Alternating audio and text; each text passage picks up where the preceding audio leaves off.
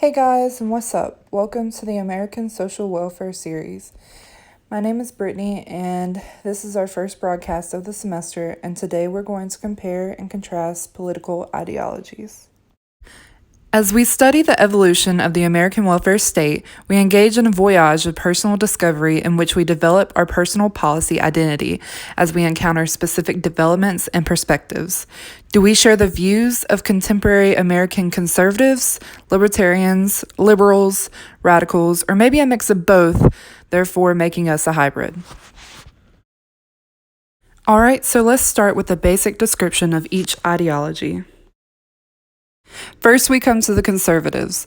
Conservatives typically deny the subgroups who lag behind others in economic status or individuals who experience discrimination, resulting in opposition to initiatives that attempt to address these issues.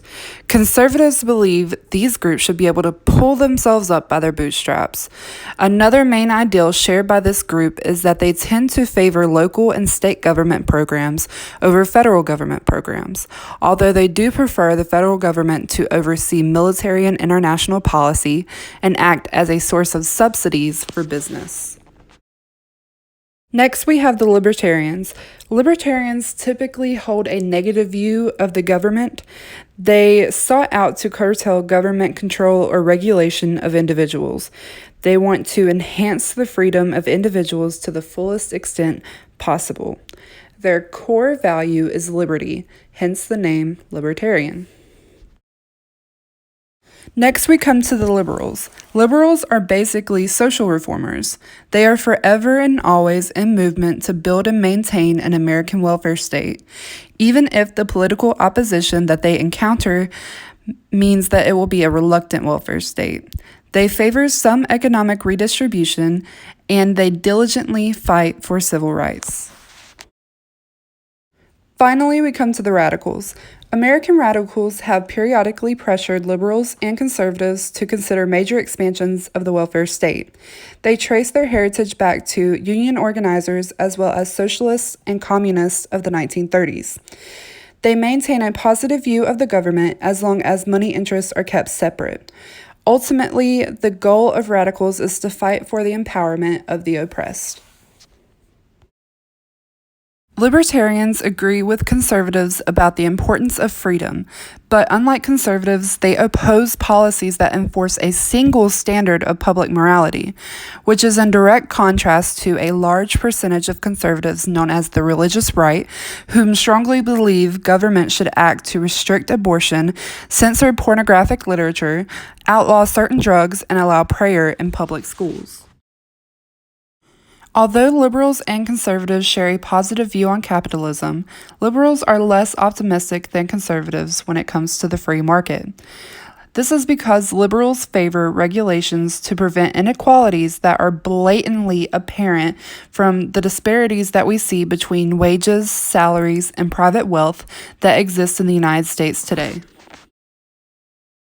Before we discuss the core values of each political ideology, I would like to take the time to define liberty and social justice.